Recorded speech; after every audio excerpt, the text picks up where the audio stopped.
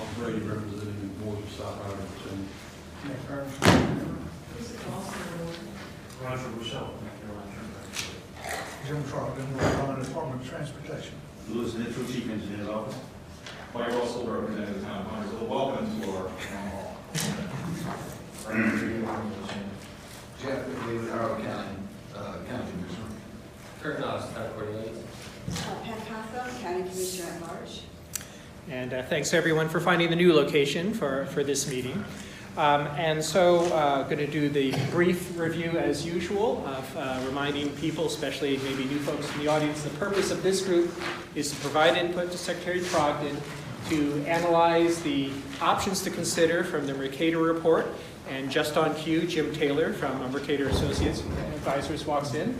And item B is assess the potential changes for the Express Lanes project's scope and pre-3 contract. Since this is the anticipated last meeting, although we will have the option of a 7th meeting as has been offered to folks, I'm going to suggest at least a couple things that may help us try to give us our best shot at doing that. I'll come to this in a moment, but one of the regular ground rules has been to make sure, share the air. People say their piece, but make sure they listen and give space for everyone. In this case, again, with your support, I'm going to ask folks to maybe be a bit briefer so we can keep moving towards the goal of trying to complete our deliberations today. The second piece, again, with your support, that I would simply check in roughly at these time frames, 2:10, 2:30. How's the discussion going? How close are people thinking of finishing their advice to the Secretary? Are there loose ends that really need more attention beyond that? So share the air, focusing on maybe briefer comments and just my summary time checks of where we are at those time periods. Is that okay as we look around for trying to make this meeting as effective as possible? Okay. Next, please, just for who and where and why. I didn't touch anything.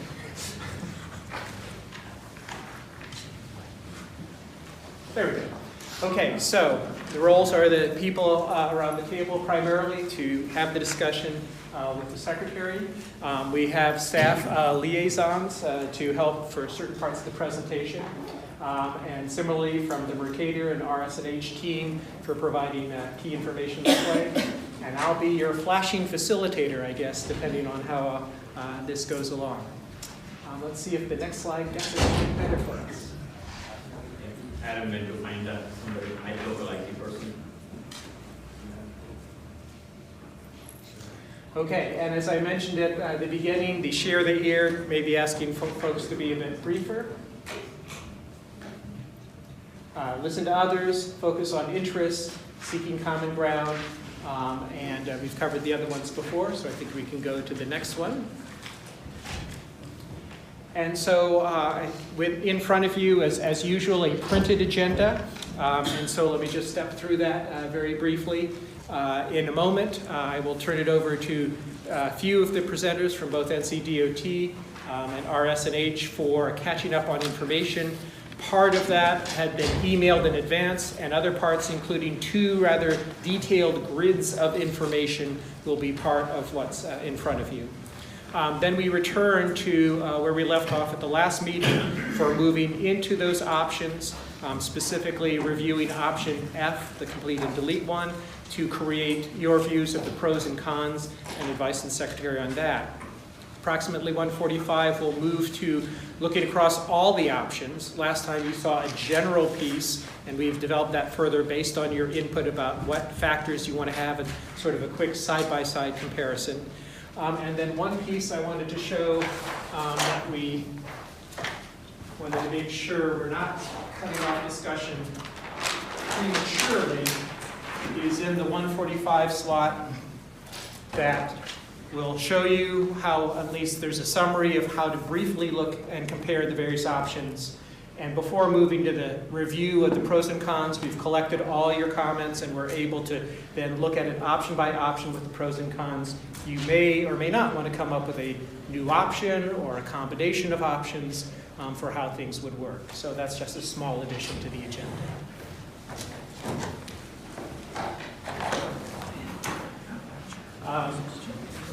Yes, please come on in. Let me get my stuff out of the way. So let me see if people have their materials, including the grids, which will be part of the information, the presentation today. And are there other questions? We are going to try to finish today, but there has been an inquiry to the advisory group members about the potential for April 30th if we cannot finish today. But I'm going to do my best to try to help people. Other questions before I turn it over for the information presentations? Go ahead, advance it, Rada.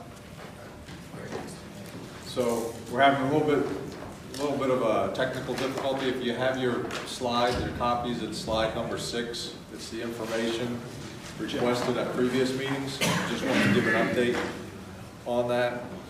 So the first 3 items, I believe Carly sent out an email regarding the allowable different express lanes around the country that allowed for prohibited trucks. So we sent out a table of that information. I don't know if everybody had a chance to review that or if they have questions on that. We also sent out some information on the hot lanes. As far as the NEPA analysis, Carly, you sent that out as well, right? And of course the table from the that we had handed out before regarding the truck percentages out there on I-77, the different length vehicles. As far as requests that we want to address for this meeting, there's an issue on the corridor cap and bonus allocation, and Secretary Trogdon, are you able to give an update on those? Yes. On the corridor cap and bonus allocation, I think there were really 2 requests. One was we've started working with the Attorney General's office, so they're looking at what they need to do a review. We don't have a timeline yet, but as soon as I get that timeline that'll take that review, we'll pass that on to the group. The second was that same question. We asked the General Assembly Transportation co-chairs of Transportation Oversight. Here's what our current policy and how DOT is implementing it. Tell us if we're reading this incorrectly. So it's trying to get at what is the legislature's intent. Because if we're misinterpreting that, we want to change it. But then also, if they don't understand the implications, is there something they want to address? So that leaves both options open. Jimmy, can you tell us what they told you? I mean, what They just got the request. I haven't seen a single response yet, but I anticipate they'll ask questions first, so they'll know what they're addressing. Okay. I mean, obviously that has some impact, on a lot of what we do here, and that's why it's important to figure that out. Mr. Secretary, you mentioned they just got the request. Was there, I guess I wondered why they didn't get it sooner. It took us about a week to get everything drafted, go through the language, pull it out. Then I was out of the office a couple of days, so by the time I could get back and sign it, those typical kinds of things. Thank you for that. Next item was the quality of construction. Deputy Chief Mitchell, do you have an update on that? So yeah, when you look at our comprehensive approach to quality in this project, the developer has a quality control program, and we have a layer program on top of it. The developer has a company by the name of PSI with approximately 31 inspectors. We have a company that's looking at quality assurance and verification for us, NCDOT does. And that's RKK, there are about 13 inspectors. And then the owner themselves, I-77 Mobility Partners, have about 8 total. So about 52 personnel looking at quality. We've tested the developers on above and beyond the test requirements. When you look at our assurances, most of ours are double assurance in the neighborhood of about 30%. And I have a detailed breakdown that I can share with you all that highlights the testing and what we've done to confirm and reassure. So is it fair to say that the road that is being built today is as good or better construction than the road that NCOD builds across the state? I wouldn't say it's better. I would say they're meeting the requirements of the state and federal as far as testing and and sampling. Okay, so if it's not as better, it's as good. So Yes, sir, it is a. Well, it's built to the same standard, right? It's built to actual standards, right? But But they're building to a lesser standard for Well, the, what it's built for, right, it's not built to handle, 50,000-pound trucks. It's not built at a lesser standard, it's built at a lesser requirement. There you go. It's meeting the Yeah. quality requirement. yeah, and I understand, I recognize we did not build those 2 lanes for truck traffic. However, I think my question in asking this is, you know, I mean, I won't hide anything. There's plenty of stuff out there where Centra has had some quality problems around the world or around the country. And I just wanted to make sure that that was not proliferated here on our project.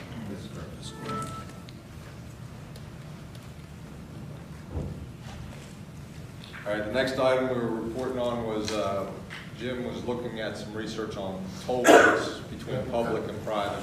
Excuse me, before we get to that, Sure. can I ask one question? I apologize. Okay, when we talked about the different standards, facilities built to a certain requirement, are any roads that are built to a lesser requirement than this? Are there just 2 requirements? So I would say a lesser requirement. When we look at our pavements, we design our pavements for vehicular traffic, and truck concentration is one of the chief variables when we're designing. And so when this project was advertised, and we were in the draft period, the requirement was not to design for heavy truck traffic in the HOT lanes. Now, our existing lanes are built to accommodate heavy truck traffic. So are those the only two different kinds that you have? One that, like, I think in the city of Charlotte, on 77, it is designed or will be designed to accommodate trucks. Is there anything else besides those 2? So, I can jump in. okay, again, I'm sorry, I'm not. Commissioner, and I'm referring back to many years as a pavement engineer. So every road that we have in North Carolina, we design to what we anticipate the traffic to be. Lewis is exactly correct. The hot lanes were not designed for heavy trucks. They were designed only for, 2-axle, as you know, lighter duty vehicle. So you can think of light duty vehicles. We do the same thing across the state on all. The exception is these are restricted. So it's the first time we built restricted lanes. But we have some of the similar challenges in other facilities. If we don't estimate the number of traffic over a 30-year period correctly, we can have pavements that aren't quite as robust as we need them to be once we get them open. So it's something that we focus on every day. This is just different in that, this one does not allow heavy trucks in it. So it's designed just for the anticipated vehicles that are allowed. The way I always simplified it when I was a pavement engineer was we designed the depth of the pavements for trucks. We designed the widths for cars because the traffic volumes are typically determined by cars. So the number of lanes are typically driven by the number of cars and the depth and thickness is by the truck traffic. Does that answer your question? It doesn't. So it's not really as simple as one or the other. Almost every one of I'm these. just thinking, because we are bordered by 2 different states, that truck traffic, and because we have a new. They pretty much use the same process Right, as we do. so, I know, so the idea that it's okay, up here to be not as you say, robust, but in Charlotte, it's different, but it's probably the same vehicle, the same truck that's driving. So it still doesn't, it's still a problem for me. I've always had a hard time accepting that it wasn't as deep.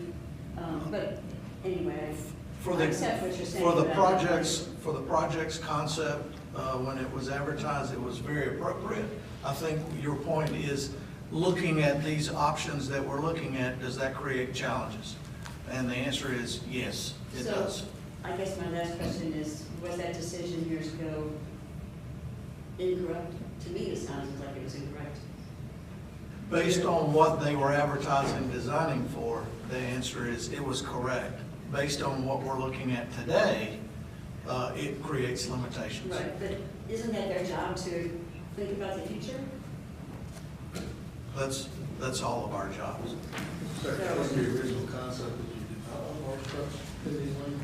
I mean, I understand there's a preference by some to say we want large trucks, but there's some folks that are not trying in lanes of trucks. That's where some lanes in the state have prohibited prohibition against trucks in these lanes. They're not. It gets back to the last meeting when I was talking about, today, if we were designing these for large trucks, it would be a different project, because for us to make sure we had adequate safety, that'd be barrier separated. You'd have fewer access points, because when you mix traffic, as everyone knows, 80,000 pounds running at 70 miles an hour doesn't have the same stopping distance as, 6,000 pounds. So what would, if we were designing it for mixed traffic, it would look different. And was that a spec put out by us, by NCDOT, or did Century come forward with that? The decision to exclude trucks from management is DOT's decision, and therefore the design related to split. That was the spec. Okay. Thank you. While we're on the topic of trucks, some great information is also compiled on the truck volume here. I just want to call people's attention to it. Between exit 28 and exit 30, 40% of the traffic, if you look at that, 40%, if I'm reading this right, is basically vehicles 18 feet and over. So you got 60% cars, 40% trucks. Huge volume. And take it one step further, and I heard your comments earlier about in large urban areas in this country, truck traffic travels off hours. Well, they travel through here off hours because they know they'd be sitting if they don't. Yeah, which I think is true of most large cities. It's not as bad. If you look over to the southeast side, and I'll try to do a little work on that, this is probably twice as many trucks traveling all hours through here than the normal. Well, it's just the data shows otherwise, because it's showing 28%, it's basically showing the same ratios, because it has it by hours here, so. In fact, you actually have greater truck traffic, looks like, during peak hours in the morning than you do during other times of the day. Hang on, these are delivery trucks for local. These are freight through, this is freight on the other side, 61 feet. These will also pick up trailers too, and boats and that kind of stuff. But you've got trucks that have got to deliver during certain work hours. They're smaller. They're smaller trucks. Your larger trucks that are actually going to haul your freight, that are trying to move something, if you've got a distribution point, they're going at different times. yeah. Okay, so, I'm sorry, so people have already gone to the grid. Let's see who we have who wants to help people walk through what Mr. Nas and others are talking about. Is that you, Phil? I'm sorry? Well, I'm not exactly sure what they're talking about, other than there is a high percentage of the length 18 to 35. So they're just looking at the different percentages, and like I said, those will pick up boat trailers and that type of stuff in the lengths as well. So here's what you're trying to say, basically, I think the point is, Commissioner Coughlin's point is well made, and Mr. Secretary, might be something to consider is, by building it the way that we did and by speccing it the way that we did, we limit future flexibility. And in this world of dynamic change in technology and how we live and work and automation of cars, it seems like it would have been fortuitous if we had built more flexibility, and we didn't, so we got to deal with that. But this is a common challenge for express lanes, because typically you're not looking to put heavy trucks in express lanes. You want it to be a convenient trip for the driver, reliable travel time. So owners do have to go through a struggle of whether they spend extra money to design it for trucks and never put trucks in it. Actually, I hate to belabor the point, but if you do really take as far as the number of trucks, the big trucks, it's about the same. Well, the percentage is different. Say at 1 o'clock in the morning, right now it's 370 vehicles. Take 7 o'clock, you got 10 times that number of vehicles. So you got half of 170 is what? The makeup of the traffic is significantly different, but the number of trucks doesn't change. The number of cars change dramatically. The number of trucks looks like doesn't change much. Big trucks is kind of what a 30,000 foot view is. So they're there. Well, there's a lot of cities in North Carolina and also, I guess, in the United States that have where you're limited. You've got to be in the right 2 lanes or 1 right lane or whatever. So not having them necessarily being able to be in the express lanes wouldn't be so different from a lot of other cities. The only problem is, in case of a record, you can't run on them. can be anytime you can be on them in any situation, whatever. If we decide to fix the 2 lanes that are regular, not toll, and you start running trucks for any amount of time, it will beat that lane up. Yep. That's gonna be the problem. There's no way they're gonna be able to do maintenance hardly on the existing lanes and use the toll at any toll lanes to get trucks around, because they won't hold up, we'll be working on them all the time. So it's kind of stuck in there, that's the biggest problem I see. And Jeff, to your point, did we not talk about that before, that say these roads were built to last 20 years with cars?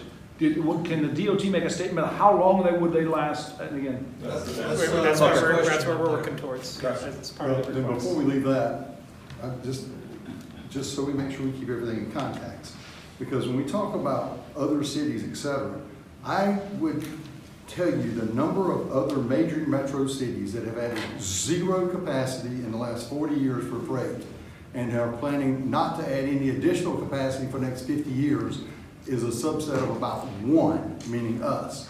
So the notion that there are other people who are not using express lanes doesn't note that, for example, in Winston-Salem, there is Business 40 and Interstate I-40. There is in Greensboro, Business 85, Interstate I-85. Atlanta, Raleigh, you bypass the main interstate, so you are in fact not placing trucks in the controlled access lanes because they have an entirely different way to get through the area. In this area, this is it. So you continue to have, and as the Secretary said, whoever decided this was the right way to go in the beginning, you have to recognize you have added no capacity since the road was built, and you have absolutely no capacity 50 years forward as it is now, regardless of how you use it. Before going to Mr. Curran, ladies and gentlemen, wanted to remind us we're going to take our best shot at finishing. This is an important topic, especially in terms of what can and can't be used for the lanes for everybody's interests. But we're trying to make sure you have information so we can work through the options that consider all of these dimensions. Jim, you and I talked about this before. Mr. Taylor, does the contract have mechanisms that allow for increases in capacity over the next 50 years? Right. Doesn't prohibit increases in capacity, it provides for compensation under certain circumstances.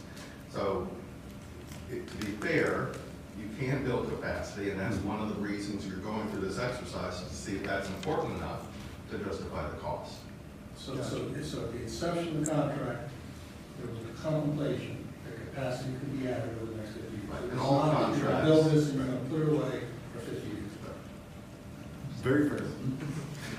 Are we ready for our next? But we do have to, as we talk about the cost in and out, understand that is a cost part of it. And that may be fair, but it's not practical. Come on, I mean, we're saying we have to build toll lanes in the first place because we didn't have the money. And then we're saying we're gonna widen it, we can widen it sometime in the future and pay for umpteen decades of potential lost toll revenues is not exactly realistic. And realistically, are we not working 15 years ahead right now under CRTPO? And if we were thinking about expanding it, why is there no dollars allocated and looking at the projects of, hey, we're gonna need capacity on I-77. So I think that just falls flat, because if that was truly the intent, then we would be working on that now for 10 years down the road, if not 15 years. Further to the point, CRTPO put a project in to widen I-77 with general purpose lanes from exit 36 to Statesville. So that is in the long range plan. So there's nothing that precludes submitting that project. Nothing that precludes. We talked about the meetings, we talked about the ability to do that. There's nothing that precludes it. And the purpose of the toll lanes wasn't simply revenue. It was reliable travel time and managed lane.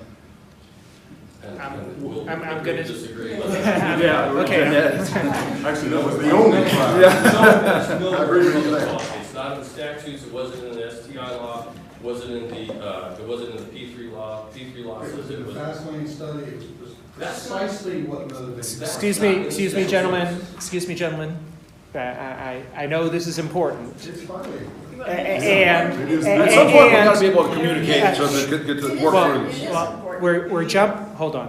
We're jumping from information you requested to try to present it as appropriately as possible, so then you can use it for discussing the pros and cons of the options.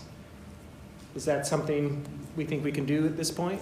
To finish the information and then go? No? You want to go for a different agenda? No. So you're saying we would loop back around to this? No. Okay. Go ahead, Ms. Cotham. However, again, this is part of the emotion and the frustration, and we're angry. This was a screw up. This part was a screw up. We can all use all kinds of nice words, but let's just be real. This was a screw up, and North Mecklenburg, they're taking the brunt of this. And no one has ever says, we're sorry, we messed up. You can say it's all about the criteria and everything, but we know the deal. Kurt knows the deal. Puckett knows the deal. We know the deal. So it's just, sometimes we just have to be able to say that. Okay. And just accept, and it's important that you all know that that the people that, I know people here that are citizens, there's people watching, and this is a big frustration. We got the short end of the stick up here in North Mecklenburg. Again, this is Main Street. Even comparing these, I just remind her, and I appreciate you being here, I appreciate you doing this. I'm glad the governor, allowed this to happen, but we just do need to remind you that comparing us to other roads, this is very different. This is Main Street. This is Main Street up here, and it's just, this affects these people every day. And they're frustrated, they're mad about it. I'm mad about it. So that's why it's hard to just kind of go over this subject without getting mad, because we are mad. So anyway, I mean, this is our meeting. This is our meeting, and I just think, I appreciate you wanting to keep us on. If we have to have another meeting, we do. But it's good that we're talking. Well, and the danger, and I'll stop, because the danger of comparing it to this and other cities is, show me another city where there's this much congestion and 0 parallel roads. We got a lake and we got 115. We have 0 parallel roads, and I would guarantee that is unique in the United States. And I would challenge anybody to find me something where there's this level of congestion and this level of lack of north-south connectivity. Well, in other areas where toll lanes have been put in, toll lanes are put in as a last resort. So, like I-15 in San Diego was a 4-lane freeway, and then they widened it to 10 lanes, and then it was 12 lanes. And they didn't have any more space, and they had these express lanes with HOV lanes going down the middle of it. Then they said, okay, let's sell that extra capacity and make that into a toll line. It's been a last resort, whereas here this was used as a first resort. And I think to your point, John, that's the part of what stems from the frustration. And I think that perhaps part of this conversation, the direction we're going in, to Ned's point, we're not happy about the roads. We're going to work through what our options are about the roads, but we need your help in figuring out what we're going to do with the toll roads. We got toll roads, but we need more roads. So I sat on CRTPO for 4 years, and consistently brought up, you took 21 when you built 77, you never finished 21. We're now talking about widening 21 all the way to Charlotte from exit 28. It's a dead end at exit 28, and then it funnels through Davidson. One road, Main Street, Davidson, 20 miles an hour, with pedestrians, cars, dead people, dead dogs. Main Street, Davidson, Highway 115, Highway 21, and Highway 77. And that's unacceptable. So we need, if we're gonna have the tolls, we're gonna have the tolls, but what we need is beyond 2 voices sitting at the table at CRTPO trying to convince the rest of the county that we have problems. Without the votes. We need NCDOT, because CRTPO is not gonna vote for us. We need NCDOT to get involved and say, we're gonna build some roads. This is what we need to do. Damn the rest of the county, damn the rest of the state, we owe it to these people. And at least that's the way we feel. It may not be the way that the rest of the state feels, but I think you all being here and the governor recognizes that there are real problems, which we appreciate. I think the problem is it was a horrible contract, but then to put on top of it that you couldn't have competing roads, pretty much shut down everybody else and pick, well, we can't compete, so we're not going to even look about doing anything. But you can't compete. That's not the premise. We said at the very beginning, we're going to lie on facts. It is not correct that you can't compete, build competing roads. You can. you have to pay to play, but. Yeah, yeah. No, you don't. You'll only pay if you're doing improvements inside 77. Right. I think. Things on other roads. Right. Perhaps. You can build a parallel road. Hold on, one Yes. at a time, please. I'm sorry. We know that. So when you talk about capacity, great, but capacity is south of Charlotte, how you get north? Unless you're gonna build a whole big road blocks across that road. Well, that's Right. And that's what she's talking about. So you can under the contract, but Well, you gotta buy some dry land to do the it. truth of the matter is, along with this contract was more than this contract. It took away our last best chance for some decent roads. I mean, by i.e. giving away all the right of way, right? So yeah, we can build roads. I acquiesce. Yes, Ned, we can build roads. The problem is we now have to pay an extra 100 million or whatever the compensating event would be in order to then start getting the roads, which then moves us down on the TIP and the whole transportation improvement process, that whole voting scheme, which further disadvantages us. And I think that's a hard pill to swallow as well as the timing of everything. So even if we do get something in the CRTPO, we all walk out of here today with a new plan, that's still 15 to 20 years away, and that's awfully difficult to handle as well. So we just need help beyond figuring out the toll situation, which is what we're here for. We need help moving traffic. And I think we had an excellent discussion last meeting about, there's a lot of things in option D, and I believe that's exactly what you're talking about. So moving forward, how do we really explore that option D? What are the right answers? Where are the shortcomings? And then what are some of the strategies to get around those? Agreed. Just to round out the truck and the pavement design, I know we had looked at the design and it definitely didn't include the heavy trucks. So if you were to put heavy trucks on it, it would fail in no time. So it's really not an option unless you reconstruct the entire pavement with something stronger. So we did look at that. The contract specifies the traffic that they have to design for in the hot lanes.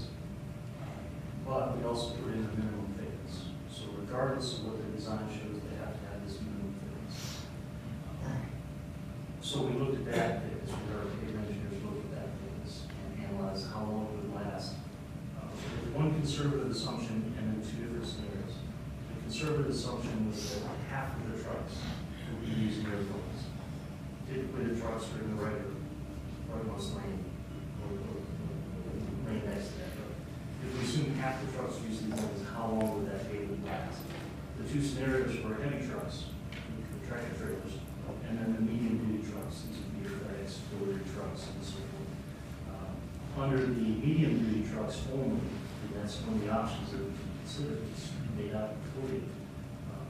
Our service life, that is the life of the pavement without a major rehabilitation. We would expect to do minor rehabilitation every 8 to 12 years on any pavement. But a major rehabilitation, we would hope to go 30 years typically. With the dual trucks, the medium trucks on the lanes, that's reduced to 25 years in the areas where we have really good soil. There are portions of the project that have poor soils, so that could be done closer to 10 years in the areas where we have poor soils. So those would be the areas that we have to watch out for. But there's really not that much reduction in service life, just allowing those medium duty trucks. The heavy trucks, as Bill stated, it's not the one truck, it's the repeat use, right? So that happens quickly. That could be anywhere from 2 to 6 or 8 years before the pavement starts to fail in the heavy duty trucks. Hopefully that gives you a little bit more specificity. So the summary is the medium, it would be somewhere between 20 and 25 years, and the heavy trucks, it would be somewhere between 2 to 7. 2 to 6, 2 to 7. Is the life. Significant. Yes. One other item was some investigation Jim was doing on public tolling versus private tolling. Staff's been diligent about following your questions. Most of them were requests for data, and we didn't know exactly how you wanted to use it. This was the opposite. At the end of meeting 4, Mr. Curran asked if we could quantify the difference between a private operation and a public operation in terms of toll rates. I had mentioned earlier in the meeting that I didn't think the Virginia toll lanes are a good example. They're apples and oranges. There are publicly operated toll roads there, but they only toll during the peak hour in the peak direction, and they allow HOV2 as compared to the private, which toll all the time and have HOV3. But I suggested perhaps the 91 express lanes in California might be a good example, because for the first 7 years it was owned by a private developer, and then for the last 15 years it's been a public operator. We looked at the data and it's inconclusive, in large part because of the apples and oranges thing. Under the private operator, they told HOV3 half of whatever they told everybody else. The other difference is the 91 express lanes is not dynamic pricing. Both the private and the public operator post a schedule that varies by day, by hour, but they don't change it based upon traffic. So the public operator, as soon as they took over the road, and it was a mutual friendly negotiation, it wasn't a forced takeover, but as soon as they did, they raised toll rates, which makes you think, why is the public doing that? Then they made HOV free, electric vehicles free, handicap free, and that makes sense. Most of the public operations want people throughput, not vehicle throughput. And so they wanted to encourage HOV free, so they didn't start charging SOV higher. I tried to find some other examples, and it all comes down to the policy. So while it would be nice to have a rule of thumb, toll rates would be lower, it's also important to recognize that on these facilities, the reliable travel time is the goal, not to put as many people through. And so that's why the highest toll rates are on the VDOT-owned one, at $40, because they wanted to have HOV and everybody else get through, not SOV. So the report back to the group is there's no easy rule of thumb, and that you shouldn't expect necessarily that toll rates would be lower with a public operator, but they may fulfill other public policy goals, such as allowing more HOV. A couple other items that were under progress. One was the bonus allocation monies, exactly the completion dates of some projects. We have provided a table that the projects that were under construction, we did have a completion date in there.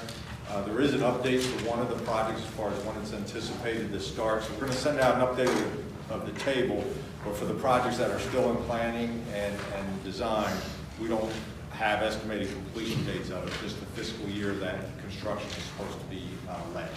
So we'll send out an update of that one shortly. And then Murata, do you have information on the STI hypothetical? We are working on that, and that's the process, I believe, we talked about it before, so that is, the request has been submitted and it's going through the process. I don't know if we have an exact timeline when we will have that information back, but I do know that they are working on that. That's part of the work. Would that not change your STI based on what it looks like? I mean, to me, that's just for determination options. Okay, so right now, when we go to the option F, you will see that slide. On option F, so right now what they are ranking today is what they call round 5, what they call P5.0, and that started about a year ago. So that's kind of already at the towards end of the process.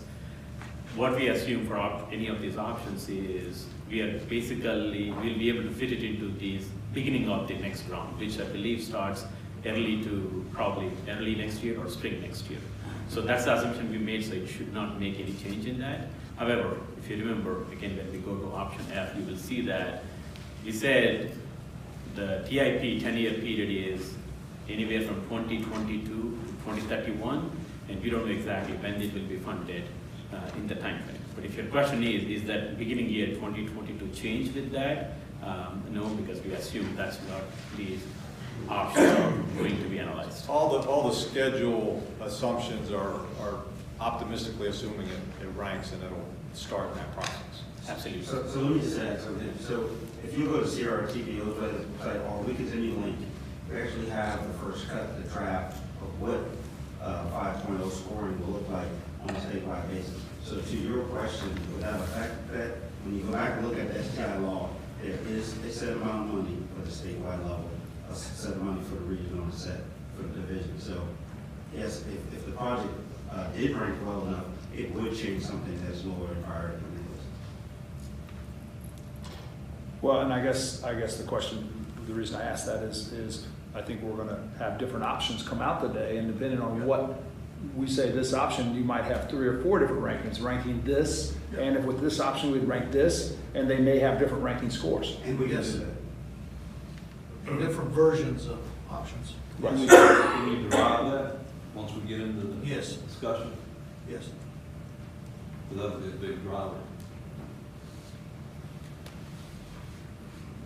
It's also assuming that you do not have the opportunity legislatively to put out an SDI, deal with it as a unique situation. Which is why I would put Legislature makes the law, legislature can change the law.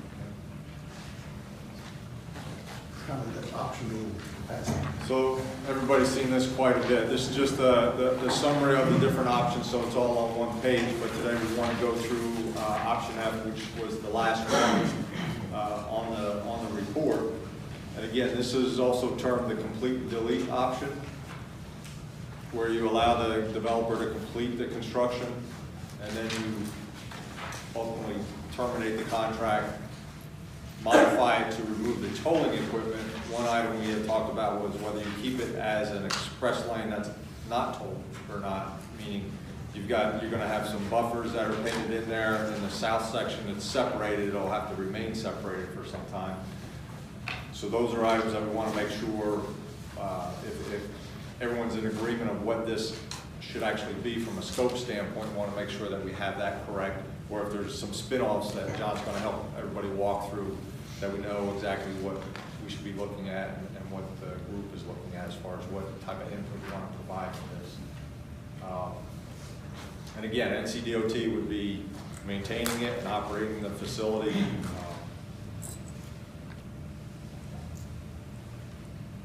And I think that's it for that. Let's go to the next slide. So from an impact, you saw the fair market value had a range to it. And if we are allowing it to complete within the current scope, if we had to go in and remove tolling equipment or some of those buffers, restripe it and that type of stuff, there could be additional costs from a design and construction standpoint. Now again, this is fair market value, so this is not the full termination amount. There's some additional allowable amounts that will be added, demobilization, that type of thing, to this dollar figure. And again, the fair market value or senior debt, the fair market value is determined by an independent appraiser. And then the additional stuff will be negotiated between NCDOT and the concessionaire. So I gotta talk about this fair market value. Do we have that? Can we get that chart up? Do we have a pointer? I don't know this one. Yep, it is.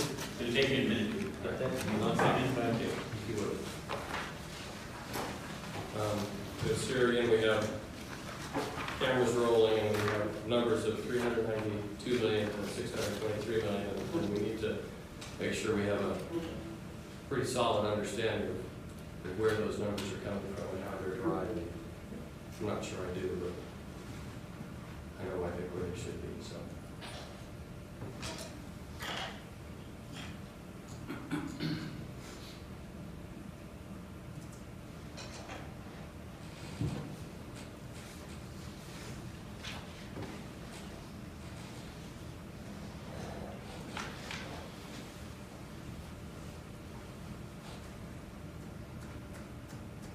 There you go. Yeah, if we can make that bigger. Yes, sir. Thank you. So, so if we look here, we have kind of two different shades of series of graphs. We have these kind of pink ones or whatever color that is there. Those are the number of transactions over the course of the contract. All right, and so this dotted line here, that's what Sintra, I call the developer's estimate of the transaction is. And what happens is the bank does a scenario and they say, well, we took a look at that and we decided maybe some things were a little bit optimistic. So here's what we think are going to be the number of transactions. And these are the number of transactions here. And then they have what they call, so that's the lender's base case. Then they have the lender's downside case, which is what you see at this little big line here. not so much concerned about the number of transactions when we talk about a fair market value as we are the dollars. And so that's what these blue lines are here, are the dollars. And so these are basically annual revenues. And these, notice, these are $2012, okay? So these are not current year or then year dollars, these are actual $2012. And again, we have the blue dotted blue line here, and this is Citrus numbers, which this is what I believe was used to get the fair market value of those revenue projections, is that right? Those are the CNN numbers? We started out as base, so we did 50% higher and 50% lower. Right. So let's talk about this number for a minute. So if you look, you can say kind of an average, which would be right about here, sort of halfway. That's about $90 million. To date, and those are $2012. To date, no toll lane in the United States of America has ever had annual revenues of $90 million. Now, North Carolina Expressway will probably do that this year. Capital Expressway is getting close, so is the I-77, I-95 Expressway. But no private toll lane has ever averaged or ever actually exceeded $90 million. You look at the North Carolina Expressway, Dallas, metropolitan population 7 million. Capital Beltway, I-495, metropolitan population 5 million. You look at I-77, Lake Norman, 150,000. So when we start to look at that, we say, you know, this is just, this should not be, I'm trying to be circumspect here, the state's position of what we're presenting, what we're going to base our fair market value on. This is like going to, you're trying to buy a house, and to figure out how much you pay for the house, you go to the seller and ask, how much should I pay for it? That's what that number is, and that's what we're using. If I take this number, notice this is about half, all right? And then the lender's downside case is about a third. My position is, and what I throw out to the group is, banks don't lend based on what they think is going to happen. Banks lend on kind of a worst case scenario.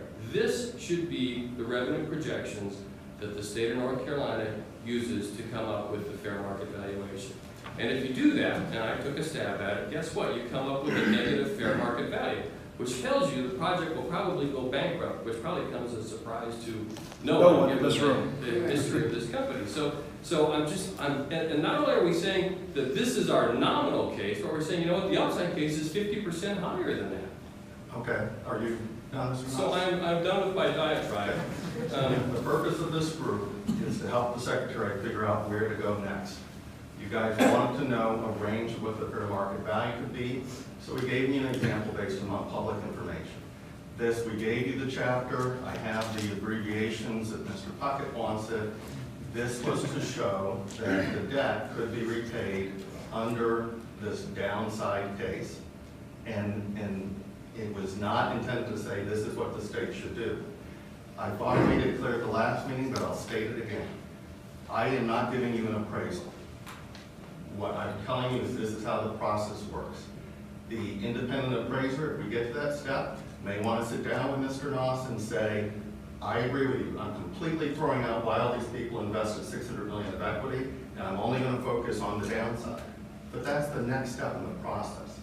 So you guys are all free to say, Mr. Noss is right, we won't have to pay anything to terminate this. It'll be zero, it'll be whatever. But you won't know for sure until you do the independent. So one thing to walk away, the state is not saying anything about what the termination process is. It was an example in the Mercator That's where I report. disagree, because you have this evaluation matrix here, you have potential cost impacts, $392 million to $623 million. I think that's fair then, when you go put through this the in front of pros and excuse me, cons. let me finish my thought, please. Yeah. You put this in front of the legislator, and he's going to say, oh crap, I'm not going to spend $623 million. So if these are just illustrative numbers, then we should not be representing them as potential cost impact on a presentation given by and on behalf of the North Carolina Department of Transportation. What would you suggest? This wasn't for the legislature, by the way. Well, This was yeah, for this group. and if I could- What would you suggest we use for the number? My numbers, which is basically you're somewhere between 0 and the senior outstanding debt. Well, you know what? I think that's fine. Put a TBD there if you want. And you can tell I'm reacting rather strongly. to the fact that we're representing that this is, you know, $600 million odd. And I get it, you were very clear, you know, in explaining it, but then I came back and I saw this chart, and, you know, if this gets passed around. Right, no, I mean, the chart was not intended to be passed around and given to the legislature. So one of the committee members has suggested that this chart be deleted or TBD. That's within your power. You know, as I've said many times, the number it is does not seem to change anybody's opinion, but you're concerned about how this will be marketed. What's the next step? These are your charts. This is for you to understand things. So I think it's perfectly valid for you guys to say, Mr. Secretary, here's our pros and cons. We think this is a pro, but we don't think you should consider the range that Mercator provided. We think our own assessment of 0 to 289 is more appropriate for you to use. Okay, Mr. Hedberg and Mr. Curran, we'll see Jim, some I other have voices utmost on this respect for one. the work that you've done, and I'm appreciative to have you on this team and working, okay? And I understand what you're saying. I think your points are very valid. The concern is, right, when we threw out the $350 million in that first meeting, what was on the news outlets the next morning? No, but it's a reality we must be aware of. What was on the news outlets that the legislators are watching, right? And so we got to be very careful that TBD is a lot better. And I, as an engineer, I'm an engineer myself, and you got to be really careful with it because we all engineers can make all the data say whatever we want it to say. Okay, and so we got to be careful that the first number that we're using to calculate is more than an assumption; it's an accurate number. So, Carl, all due respect, I hear you, and you've offered an opinion, and people can choose that, and it sounds like you'd like to go that route. The range you selected was based on the public information as underwritten by investment bankers and the like. The debt was rated investment grade, indicating a relatively high in the scheme of debt, which did not contemplate the project would fail. On the contrary, it would be successful. And debt was issued in that regard. You have an opinion, and I can respect that opinion.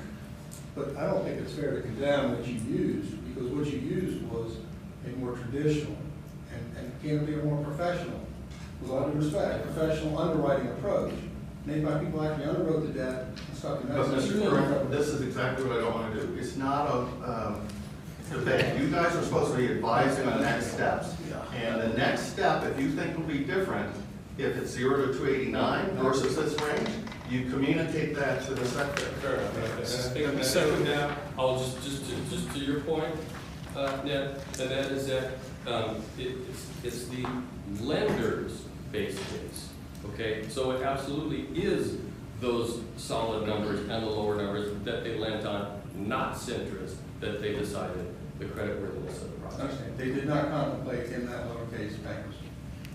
I'm sure they did. Right. But so, you know, Ned, we'd be foolish not to look at the history of the I past. said I did. But So, I'm sorry, two things. Hold on just a second, Mr. Edward. Other committee members, are there other questions you have about this diagram before we go back and continue other aspects of option F? Now, Mr. And I'll just finish, my last point is, I think we'd be foolish not to consider that this particular company has a history of overstating their revenue and having a history of going bankrupt. Ned, I think that's the point is, hey, let's not fall. We've got some datum points. We've got some history. And overstating revenue and going bankrupt is not out of the ordinary or out of the realm of possibilities. And so it would be prudent to us to do that. And so when we see high numbers coming from Centra, well, of course, if I was Centra, I'd be putting out high numbers too, because that helps my bank case, that helps me sell it, that helps me sell my bonds. But that isn't necessarily what is the actual, and we have some actual history, so it'd be foolish for us to ignore that. What's the timeline for that period that they went bankrupt? 7 to 10 years. 7 to 10 years on an average. Consistent. Yeah. So you got to be out 7 to 10 years. No, not consistently. That's unfair. 7 to 10 years are the ones that we've looked at, right? The ones you've looked at. Right. And there's only so many. More successful. And there was a recession, which made a lot of people have a tough time. But again, you guys need to focus on what is your recommendation going forward. not battling back and forth. That was the whole Mercator report, is to say there's so much arguing that nobody's focused on, but it's constructive that can be done on the next step.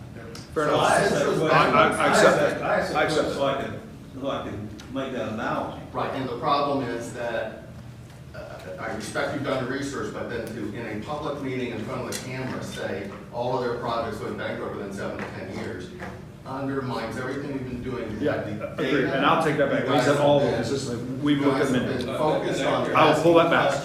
An accurate statement has been no private toll lane has been under the original ownership for longer than 15 years. They've all either gone bankrupt, they've been bought by a municipality, or they've been sold, which is a different statement than they've all gone bankrupt. Okay, so Mr. Puckett had been waiting, then Mr. Curran, and then I want to check for our quieter voices, given how important this part of option F is. Well, I was hoping to be in the quieter voice. There's a reason we're laughing. Kurt made a statement that as a fact that none have proceeded through the entire contract. Is that a fact that he may knows of or not? That is not correct. And it's the nature of the business. Certain people are developers and they sell out. It's not necessarily the expectation that they will stay in for 50 years. Okay. So, fair enough. To me, and I completely get it, and I don't want to get hung up on this, by the same token, there does, when I talk about this being a singularly unique, which I think is singularly unique, self-evident. And as we look towards getting out of this particular predicament, I think you have to start to argue it as a unique situation, that you then do have to start to look at legislative, and there are any number of legislators who I talked to one today, looking at how you manage through that process. So they do start to look at the cost of it. I think there is the opportunity to kind of go, this is one that wasn't produced under SDI. Perhaps we need to look at how we get out of it, outside of SDI. And for me, to listen to both Kurt and Jim, I would say the range is not 392 to 623, it's 0 to 623, which is to argue that nobody has any real idea other than it could be wonderful or it could be $623 million. So, because I think you could make the argument either way. And so to kind of say, hey, the bottom line is 392, unless somebody in this room wants to tell me it's absolutely, positively not going to be less than 392, I think that, then we're just truth is we're dealing with whatever someone determines fair market value to be. And that is assuming that as you negotiate a contract, they stick to the original contract and aren't willing to alter that in negotiation also. But it should be, there should be the greater fair market value or senior outstanding. That's correct. So the minimum, would you agree, would be 289 million? Okay. Fair enough. So if that helps you guys to have a floor, you pay off the senior debt. And now the next step is, where do you go from there? There you go. Okay, Mr. Curran. I was related to a real estate deal because you talked about inflated revenue to get the deal, we can get the business. Total project cost on this project is 600 something. Centra's actual cash there, not debt, not the state's portion, not the bondholders, the amount of cash Centra and their equity investors. We'll put in, I don't know at the moment, but we'll put in over 200. Over 200. And so their cash infusion relative to other private toll ventures in the country, debt to equity ratio is conservative, meaning they're putting a lot more cash in than others do, on a relative basis. It's consistent. They just won I-76 where they put in even more equity. But that reflects the variability there. So I'm not sure where you're heading. Where I'm heading is, if you look at the deals that were done prior to this deal, I think, and Roger, this is one of the greatest equity infusions on a relative scale. And that's because the deals that were done the decade before, pre the crash, were much more leveraged. It's an indication that they're putting a lot of skin in the game. My point being, their inducement to overstate things is minimal. They're putting over $200 million in this. And do we know how much they put in to date? 0. That's what we learned in the first year. Their equity is committed. Committed. I think that's important. The fact that a dollar has not been expended, although there have been a few dollars expended on it. Ms. Casher, we'll start to get into their cash based on public finance amount, approximately around June, July, based on work progress. And all transactions are like that in the US, because as soon as their money goes in, it starts earning double digits. So you spend down all the money that is the cheapest before you start letting them build up double digit returns, or at least having that. So that's not unusual to this contract to have the equity spent down last, but it is committed, they can't walk away. So let me check. As one rightfully, starting with Mr. Nass's analysis, has concerns about how one puts figures on this. Where we came all the way around was it's either fair market value or senior debt. We know what senior debt is. There's different opinions, or at least different information analysis offered about would fair market value be greater than that. And no one will know for sure until there's an independent appraisal. Are people ready to hear the other pieces on this option before I ask for your pros and cons? Good, thanks.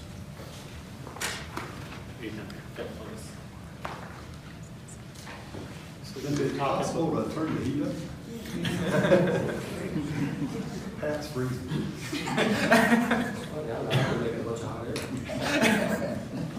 Well, the right side of Pat is warm.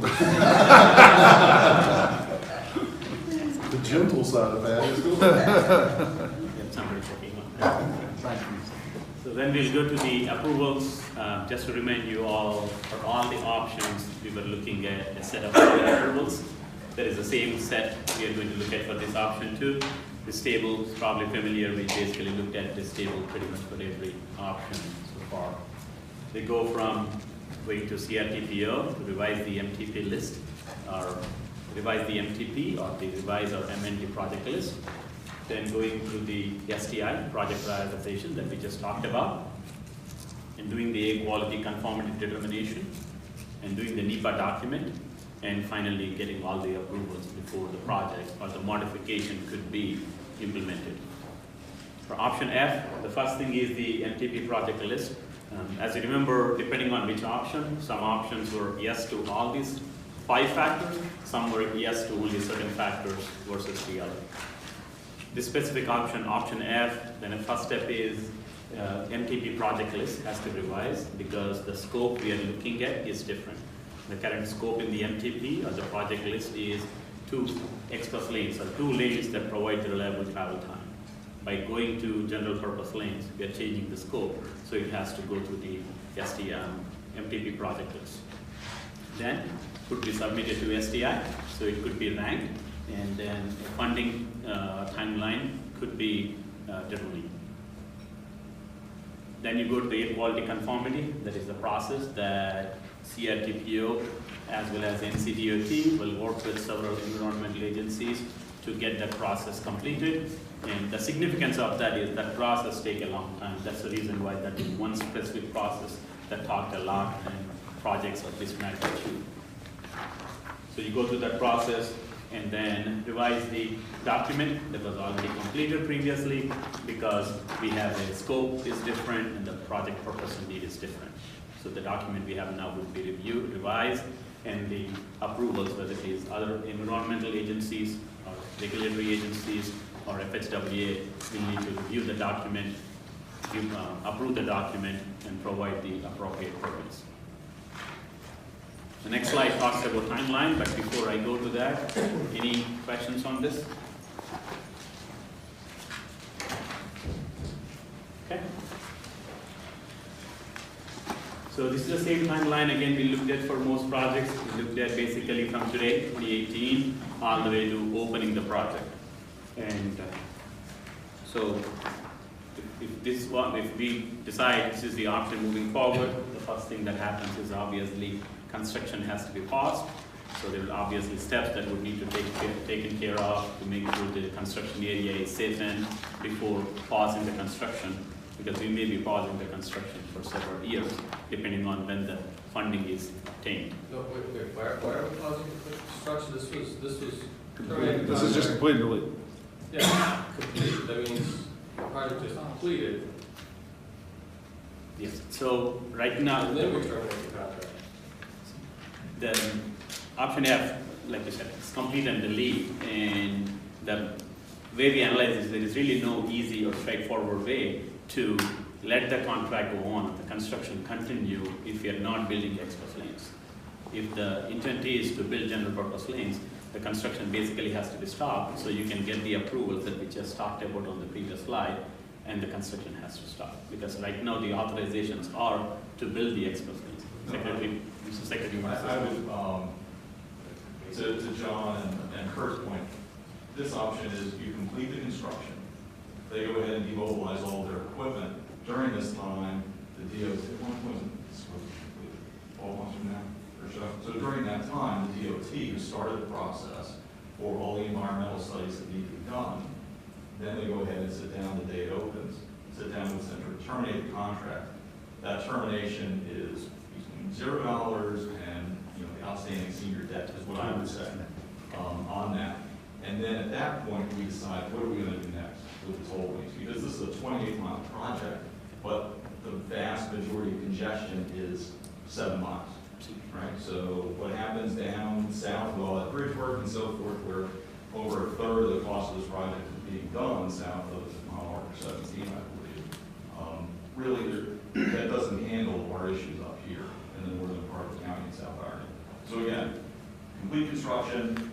DOT has started the process now to get the appropriate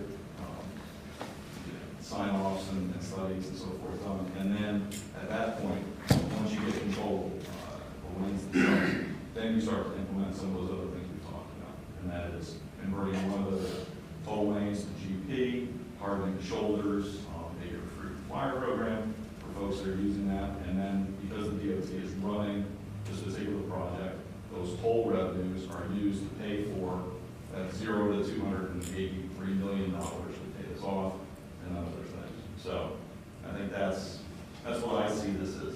Yeah, I do have a response, but Mr. Secretary, you want to add something? And we may be getting different options combined somehow, because I was reading option F as, complete the construction, try to work on the process of conversion, but we already knew what we were converting to, which would be 2 general purpose lanes. Now that would take some time, and the project may be open while you're doing that analysis, and then convert it sometime in the future. But not stop to wait for what you were going to build. That was option B. Option B was, terminate the project, do analysis, don't do anything until we figure out where we're going. This one, I think the option F was clearly, it's convert everything to general purpose lanes or restricted general purpose lanes. Yeah, this is what you mentioned. So it may be that Paul's construction may not be the way it would be done. Now, I could see, you have where you're reletting, and then you have some sort of modifications that you do to the project to make it, open it to general purpose lanes, or whatever's decided there, so you have some time there. But as you're saying, parallel to that, the project can open. Right, and you could work on the approvals and all those necessary things. I'm just looking, I think we could take, a good year and a half, 2 years out of this. I'd go ahead, but realizing there's some of these we could go back and reevaluate. If I may, the pause construction, in my mind, is the reality that if we I think that, the thing that needs to happen today that this opens up is the Secretary of the DOT takes over. The contract currently with a vendor is terminated, DOT takes over, at which point you now have control of the project, at which point, you can go ahead and enact some of those changes. That's fine. You can make changes if you own it. If they still are operating under the original contract, I think that makes it a little more problematic. Looks like the STI is the driver here. It says in order to obtain funds to pay for the termination, it has to meet the priority. So, we can talk about writing the check all we want, but we gotta get that piece done before we can, and then here it can stretch out to 2031. It depends on where we end up. That's why I want to know what's our chances in the queuing to be at the top of the queue. I think at this point, one of the things we discussed with this project is because it is so unique, I think that there needs to be a unique approach. And this might, we go ahead and get legislative action so we bypass SDI to go ahead and make any changes that we can. And So I would posit that actually getting your environmental documentation and approvals can affect your buyout price, because you find yourself in a much stronger position if you basically cancel this contract with Uber and not have it sit for 2 years while we get necessary approvals to make it use. So I think you could work those two in parallel. Rodden, why don't you finish the timeline? I understand there's different views about how much or at all on the pause construction piece. Okay. So if I just continue the, so then you basically go to the MTP, and we gave a timeline of about 6 months. So CITPO can define the parameters of the scope change, and that could be submitted to STI. And STI, the timeline shown is similar to what we showed last time. I give the same disclaimers. This assumes that the project is ranked high in the 2022 to 2031 time period, which is exactly what you, one of you is saying as well. We don't know the reality, but that's what we assume. We are assuming that the project ranks pretty high. We'll be completing the environment documentation about the same time, so that air quality conformity and FHWA permits could be completed, and then we could re-let the project as quick as possible related to the project getting funded and the fiscal year 22 or fiscal year 23 at that time. And the construction open to traffic. So this is where we are currently, opening the traffic. This option, the way our analysis is done, that's what the. So when will we write a check for that, if we're in that scenario, for the STI approval?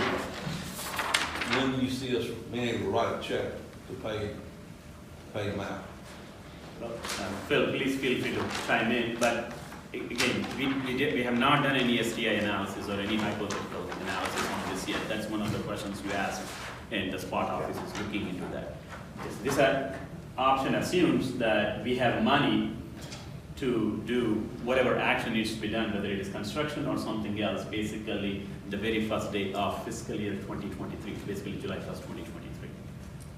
If that is not the case, and if the project is not ranked until, let's just say 27, 28, something like that, then obviously everything gets delayed. Then they start the construction back up. Or if it's a finished product, they'll just go ahead and take it back over, because we gotta go out to 2030. That's a long time before we can write a check. Yeah, I think in his schedule, basically, the blue box that says relet the project is the trigger for expenditure of money. So you gotta have the money lined up by that point. You'll know it somewhere around that Q3, Q2 of 2021, but you physically have to have the money available by Q2 of 2022. Why is that 2031 in there? It keeps popping up my eyes. I think that's his point about, this is saying, okay, if it scores really high, this would be an earliest date. If it doesn't score as high and other projects have to be built in front of it, then that pushes it out in that timeline. Yeah. So it really gets back to still face that possibility. It's really getting back to That's the how it bankruptcy scores. date, that 2030. Then we go back to negotiate on the different terms. So, just so I'm clear, then who operates it from 2018 when we paused construction to that point? It's still operated by Centra at that point? Yes, basically, under this scenario, unless you do pause construction, if you open a construction, Central would operate it until you get this replacement in prioritized and underway. So they would operate in this case to 2022, basically. Am I hearing that? Am I reading that right? Yes, and the optimals, if it scores really high, that would be the earliest date. 2022. But if it doesn't, it could be 2031. Yes. And maybe parts of the project. Not under option F. I think we were looking at parts of the project under modification options. Yeah. I think it's scoring. Yes. I think you're probably looking at scoring would be perhaps increased if you broke it. So as we've done with other options, can we at least gather the pros and cons? I know there's question marks along many options, including this one, but how do people see the pros and cons of option F? I don't know where the scoring will be. That's the big. That's important. That's the problem. The STI scoring, right? We don't know that. What else for pros or cons? For the consistency, we would rely on CRTPO. That's been a con in the past. And then since the toll link will be operated, and you're looking at appraiser or buyout, so you're looking at the revenue generated, it's a pro and a con. You know, if we think what's gonna happen, few cars will use it, so the revenue projections will be low or close to that, worst case scenario we have, or more people could use it, and then the cost would go up. So there's a lot of uncertainty with that revenue stream. So I'm sorry, I want to make sure I got that on the both sides. There is revenue generated, Correct. but depending on the flow, that affects the buyout amount potentially for fair market value. Okay. Based on the revenue, it can be either one. Right, I mean, the Right. key thing Could be is a the pro or a uncertainty. con. The uncertainty. Revenue's great as a con from a standpoint of buyout. I hope someone will mention it since you've been walking around the pro that many people's interest is. We look at, you think that would be included, and I'm just trying to decide whether it's a separate con, because there's no known revenue source for this. That's the way that would cost benefit, that's what they're going to pay this for. Okay. The other thing is just, and Kurt asked last time if we had reduced congestion, and this statement is the best source, and Jim, to your point about, I mean, at some point, and I'm curious on the consultants, the notion of congestion and general purpose lanes, immediately, what does history tell us in terms of general purpose lanes and reduced demand and those types of things? Mr. Ross didn't say release congestion forever, he just said release congestion, so I think that's. I think that's pertinent to the evaluation of this. Well, it's pertinent in as much as if you will agree that it works both ways. So if you keep it as it currently is, the two general purpose lanes will increase in congestion. I would argue exponentially. So if you double the capacity, eventually it will fill up.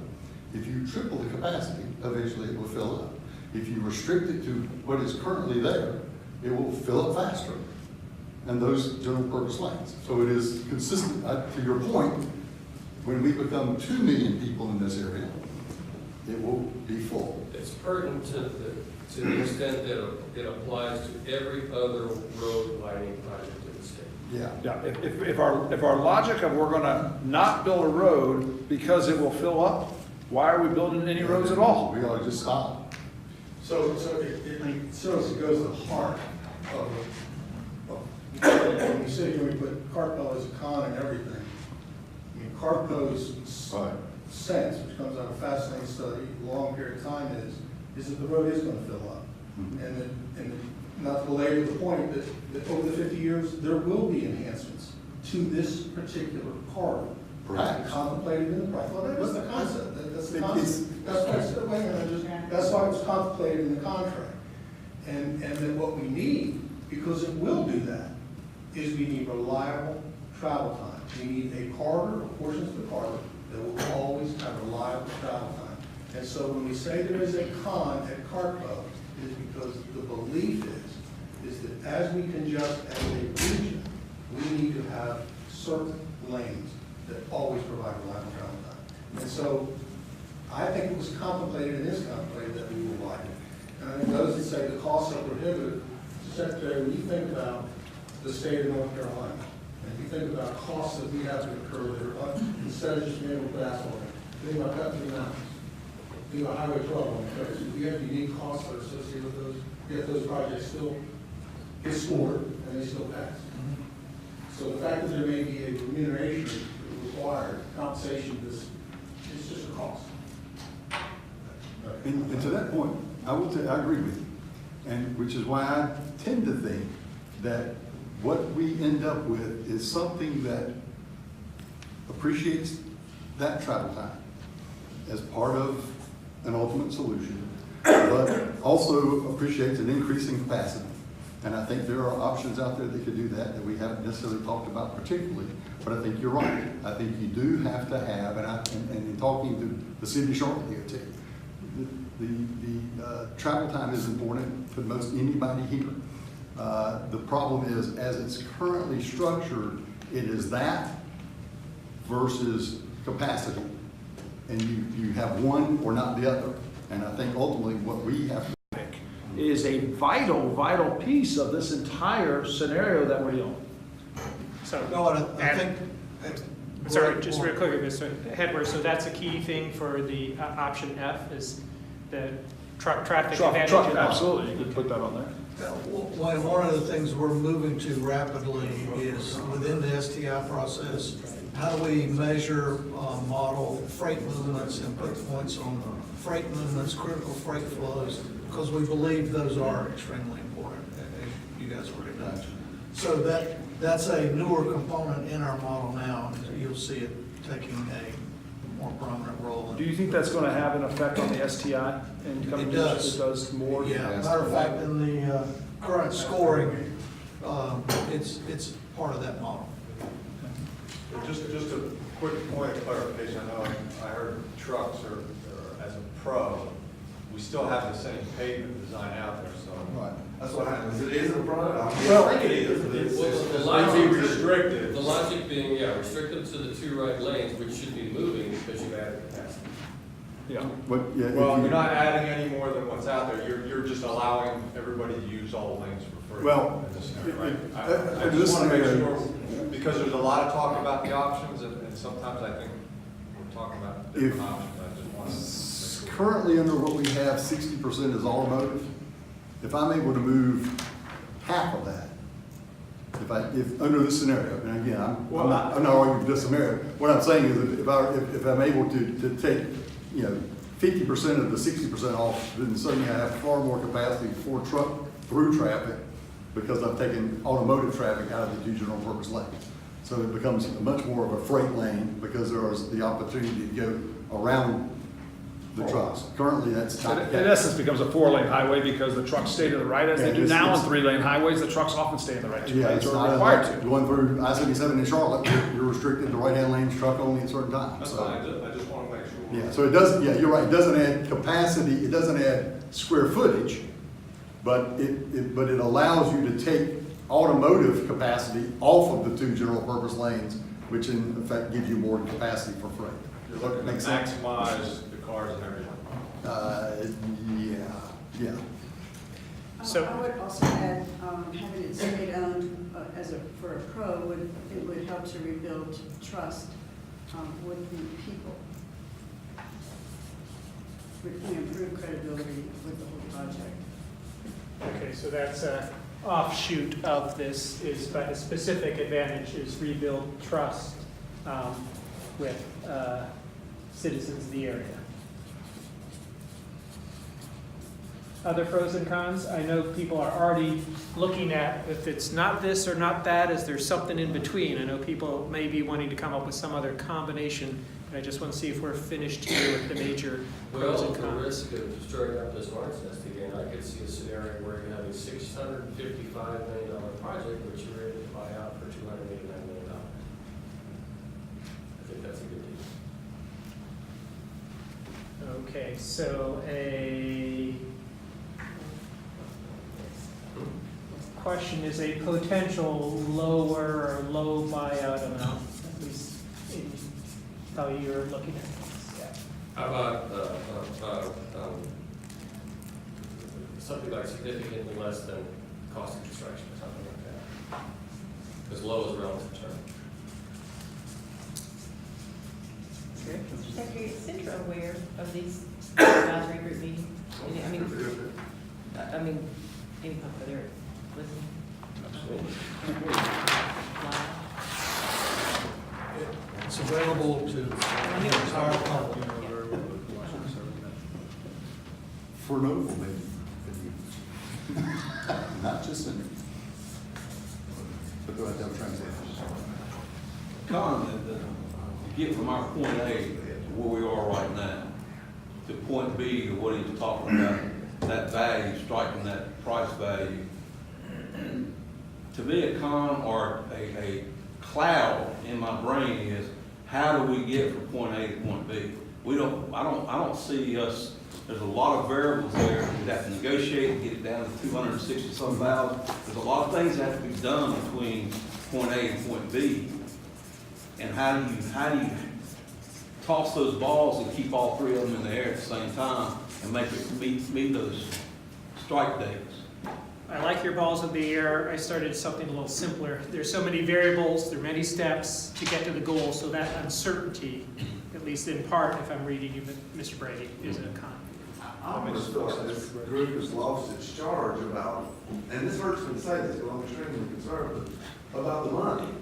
This kind of reminds me of a scenario of a friend of mine was fourth divorce. He said, you know why it costs so much? And I said, no. He said, because it's worth it. And the reason I say that is do we think this is a bad fit for this area? Not looking at the money side of it, but is this not the project that needs to be done for this area? And so with that being said, as hard as it is to say don't look at the money, we're not going to be able to charge what we're going to find them anyway. That's what's going to come with our recommendation. They'll have to go find the money. They'll have to figure out, we can use our power to influence legislatures maybe, but they're going to have to go find it. Ours is option F our best option? I think it is. And regardless of the money and what time it takes, is it going to end up making it better for us as far as many, many reasons in this area? And that's the whole charge of this committee. I think we've kind of lost our way in a lot of money and talks. It's about what's going to be good for us in the future going forward. Well, and I think, I mean, to the point, I'm going to be full disclosure on the cons. I think to Ned's point that Charlotte needs a guaranteed travel time to Charlotte. Lake Norman is interested in obviously relieving congestion. So if we just complete and delete as it is, Charlotte does not get their guaranteed travel time. So is that a tolling that gives you the guaranteed travel time to Charlotte? I think there's a political con there. I agree with you. I interpret that as the on the carpet. You're right to point. I think there's so. I would say I hear from folks who live in Charlotte that work at major employers up here that see it just the opposite. The other way too. They want a lot of travel time. Understood. And you may have a very valid point. Is the congestion? But the interesting thing, the congestion doesn't start at downtown Charlotte. The congestion starts at 23. Today. Well, the STI is the, let's say you score high on the STI, does that say that you reach out there and get $265 million up to $600 million? Does that say we've approved this and you're gonna get the dollars, whatever it is in that range? So, and I'll give you the majority of the time. Majority of the time, we do feasibility studies on projects that says, okay, we believe this is the range, this is the estimated cost. We submit that for scoring with that scope of work. It scores high, then our budget is that number. In this case, and I was anticipating for this group, we may have to run things with a range so you can see what they look like hypothetically, and we could do all of those. Yeah, I'm not sure. I'm with you on the cost is no object thing. I think that the cost, that. It matters. Well, I'm saying, but that, a lower cost is a good option if we could relieve congestion and. I would just tell you, and not this isn't a critique or anything, but the two most difficult things that drive project delivery in North Carolina is cost and environmental process. Those are the two most time consuming. So I would love to hear the feedback. Don't get bogged down too much in the methodology to get there. Just say, we believe this is the right outcome. Right. We believe this is the right outcome. Then we can work with you on how we get there. So that's perfect. So along those lines, noting the time is about 2:40, and clearly we're not at a level of detail that at least I perceive people are ready to complete their input. So for the remaining time, I'm going to suggest we at least look at how we've done comparisons across all the options, and can combine the pros and cons. It seems like there's good appetite for what are the pieces, or is there something new beyond that. But first, I'm sorry, I see 2 hands to see if you want to go a different way, but I'm going to suggest we do look at the comparison in brief. Before we go to the comparison, to me, comparison is the summary. And I think many of us in this room are looking at option E, develop preliminary to negotiate and finance purchase by express after completion, but some variations, and maybe it's D, some variations that we want to discuss. And the summary, it's kind of like these were the options, these 6 options and a few variations were brought to us on meeting 1. We have since as a group had, hey, there are other options that I think need to be addressed prior to that. And I think and I guess with that, Mr. Secretary, would that fall under option E, of variations of this, or where would we stick that? I guess as I'm looking for direction. Don't worry where you stick it, just articulate. Okay. Well, I think about a catch-all like B was a catch-all, and do something else like complete and modify or something like Yeah, that. well, that's what I was thinking, complete and modify. Well, and I guess I'll throw out the first one, and what we haven't done and talked about at all is the use of the shoulders, hardened shoulders, during peak times. Now, let's go ahead and number these, so kind of straight. Mm-hmm. Do you have particular locations in mind when you throw that out? 28 to 33. Yeah, I think I think we all who live here know that the congested area is frankly 23 to 31, maybe 32, you know what I mean? And you could argue to 36, but the reality is the critical points is 23 to across the lake. You know, those are the ones that once you get by that. And that could inherently open things up to, I'm not saying a solution to Secretary Trocker's point is, hey, it's a solution to help move us along the way. And then I could be. I'm sorry, Mr. Russell first, and then we'll come on down. We talked a lot about the 2 causeways over the lake and how we're getting the last piece of dry land over Lake Norman. Is it possible to expand within the existing dike or berm, or whatever we call it, where you can take advantage of that footprint without getting into the lake itself and triggering all sorts of environmental reviews, getting tubes involved,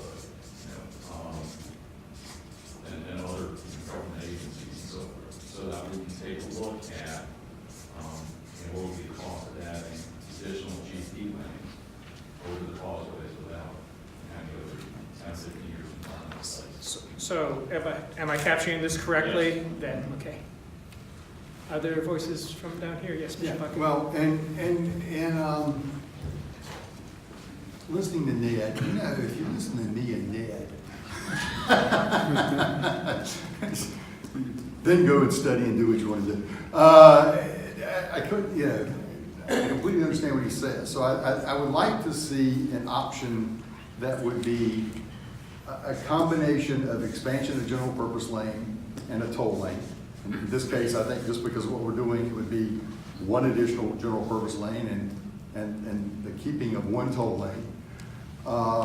And how that would impact possible SDI also. Because when you look at SDI, one of the things we talk about, one now is if we factor in the freight component of it, I think we score much higher than we normally would have.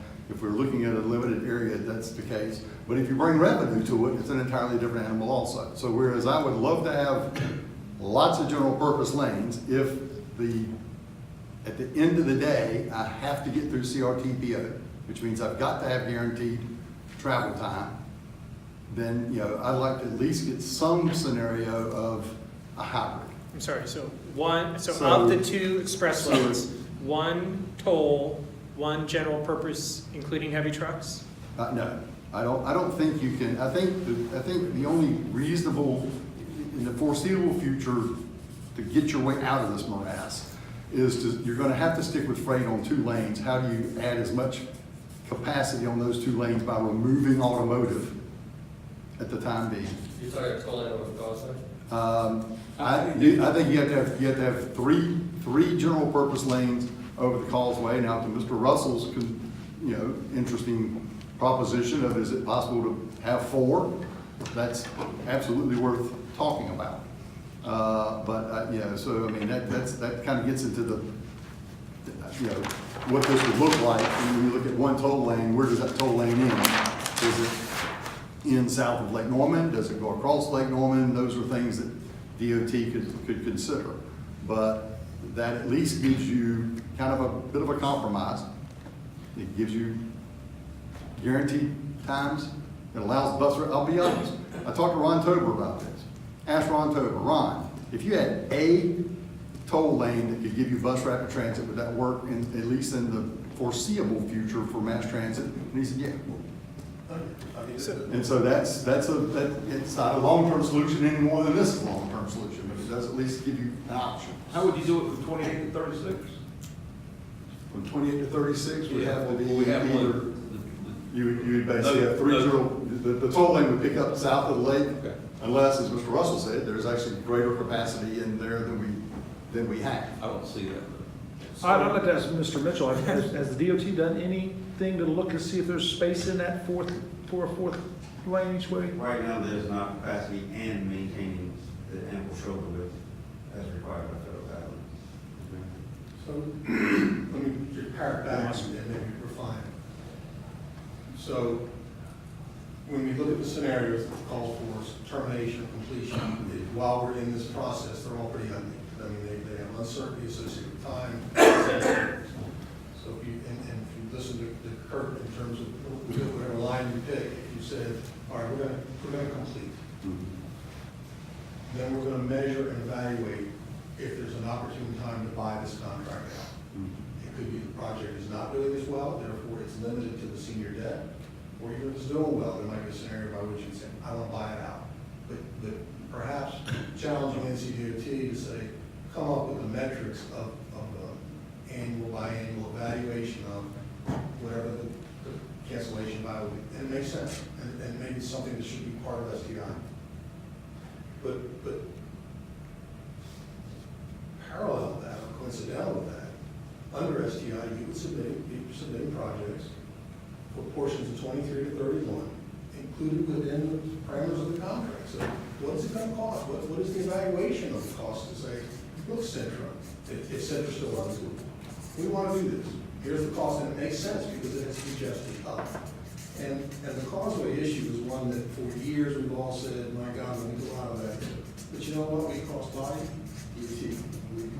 bodies of water all the time. So there's a cost to it, there's an environmental challenge. Sometimes when you sit down on the front end with the environmental group and say, this is how we want to deal with it, bridge it, instead of in the middle of wiping it. You don't know. I mean, do those things now. Have those conversations now. Or try and get these enhancements done during STI. Is that an element of what you're? Well, all knowledge is absolutely the best thing to have, because that's the only way you're going to end up with some type of reasonable assumption is the best way to go forward. One of the things that I continue to talk about that we don't talk about here is for me, from the economic development piece of this, the downside of that we never talk about. And by the way, people have been invited. Jeff and I have a group meeting on Wednesday night at the Charles Mack Center in Mooresville at 6. Come listen to the economic downside as it sits today, or at least have some questions answered. But that's the other part of this we're not talking about. So when we go back and we talk about the fact that when this was designed, it took none of that into consideration. I am thrilled to death that the current leadership in DOT is now saying, look, we have to start paying attention to freight as you go forward, particularly in major metro areas. You know, that's the type of thing that we have to go back into Raleigh sometime and go, you know, as I say all the time, when government makes mistakes, it tends to be big and expensive mistakes. Mecklenburg County has made their share of them, and we will continue to do it, and it costs a lot of money to fix them, but you ultimately have the responsibility to the public to go, it seemed like a good idea, it was a bad idea, we have to now fix it, and how do we do that? And so to your point, the number of variables you have to start to figure out what the best one of those is, works. At some point, Central, you can say this is the best one. Central goes, no way whatsoever, the contract doesn't allow that, and you start to negotiate out of the contract. If Central goes, you know what, better than nothing, you know, I'm not against necessarily, you know, a private company running a toll a toll lane if it makes sense beyond everything else. No, I'll just jump in, Jim. I disagree. I think, almost everybody around this table has said that it's a bad contract, and I don't want to try to shine this thing to something that it was never intended to be. And I'm not saying do that at all, because I'm saying it's a fundamental change to the contract that they would either agree to or not. But it's an absolutely no. There is no way in the world I would ever say this contract stays as it is. But I'm also not going to say absolutely beyond a shadow of a doubt that there's not any potential contract that couldn't be negotiated. I don't know what it would be, but I have learned every time I say absolutely not, there is that one exception. So I'll at least cover my bases there. Ms. Ivory, then Mr. Curran. No, I just want to go on record as saying that I feel like we should need to go ahead and complete, and I think that we should do the evaluation, as you said, Nate, and as you had alluded to, Jim. And then basically, do the evaluation and then work with CITPO to, number D, to identify projects. I heard very clearly, that there are, frustrations and there are concerns, and we need to look at 21 and 115. We need to identify the other things and see what we can work on. I've heard a couple of things, if this isn't quality, we don't even know what's going to happen. There is uncertainty, and I am concerned about the funding and the money, and I hear that they put in, or they are committed to over $200 million, and the minimum, even if it's not $600 million, there's still $289 million. So I am concerned about the money. So you say NCPOT will take care of that. I'm not convinced that taxpayers will not have to incur some of that. So I'm not convinced. They will. So Still money well spent. Yeah, and so because of that, there's too many uncertainties, and I say we need to work with the company to say these are the things that we want to look at in negotiation. I'm sorry, so hold on just a second. I'll come to you next and then Mr. Curran. But I wanted to make sure, maybe this is wrong as a new option, Mr. Curran. I was just trying to, is this really a variation on one of the option Ds or something like that? Or I'm trying to, since we finished with option F, that's why I went G, H, I, J, but is this really a new option, or are you focusing on one of the other ones? He says purchase the project after completion. I mean, I think So this is more. Submitting project to me is it's the day-to-day normal. Okay, so otherwise, before going to Ms. Cawthon, Heart and Shoulders, at least I've labeled as an option G. Question about the causeway, which I think may have already been answered, at least to some degree, and then the idea of one toll lane, one general purpose lane, open to mid-weight trucks, not heavy trucks. We sharpen that just a little bit. So are we talking, because if we got an answer on E, that we can't expand over the causeway in anybody's lifetime. So does that not affect, so are we talking about 2 toll lanes to Morrisville, or are we talking about 2 toll lanes to Cornelius? For me, there is. I'm asking you, Jim, because I think you've got a positive. There has to be a minimum of 3 general purpose lanes over the causeway. Under any scenario, anything, under anything we're talking about. Anything, otherwise it is the new Yadkin River Bridge. Right. No, anybody who wants to say otherwise is crazy to say that an interstate will squeeze down to 2 general purpose lanes is looking at the Yadkin River Bridge in the foreseeable future. There's just no argument about that. I'm sure somebody could argue about it. But for me, that's what happens. And so the expansion becomes more expensive further down the road. So, to Ned's point, you can always do it, but it gets more and more expensive to do that. So no, it's not a toll lane across that unless you. Was there some other clarification you wanted to? No, I just want to make sure. So what we're talking about basically, because it's convenient, that there are currently 2 toll lanes in each direction up to exit 28. We're basically talking, and then a pair of toll lanes on. We're talking about leaving 1 toll lane in each direction, Charlotte to exit 28, and then adding basically general purpose lanes, or converting those to general purpose lanes up to exit 36. What I want to know is, what can we do within the existing footprint of those causeways, where you've got, underneath the water, it continues. No, I don't think we looked at it. Because I mean, you've got to say what that footprint is and what can we do within the limits Can you of stack that footprint. So we can look at some design options. It's not just the geometry, the width, it's also how you construct. Drilling through hollow rocks. But still, we build bridges all over the Outer Banks. Yeah. I mean, they're beautiful bridges for miles and miles and miles. It's a challenge, but it's not a challenge. Okay, I've had Ms. Cotham on hold, please.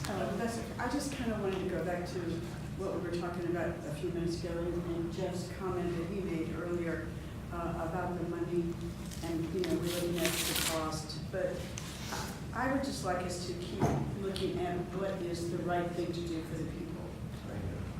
And to have that as our focus as opposed to the money.